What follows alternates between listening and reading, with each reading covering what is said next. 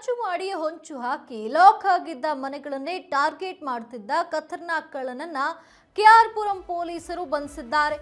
ಮನೆ ಲಾಕ್ ಆಗಿರುವುದನ್ನ ಖಚಿತಪಡಿಸಿಕೊಂಡು ಬಾಗಿಲು ಮುರಿದು ಒಳಗೆ ನುಗ್ಗುತ್ತಿದ್ದ ಆರೋಪಿಯು ಮನೆಯಲ್ಲಿದ್ದ ಚಿನ್ನಾಭರಣ ಸೇರಿದಂತೆ ನಕಲಿ ಚಿನ್ನವನ್ನು ಬಿಡದೆ ದೋಚ್ತಾ ಇದ್ರು.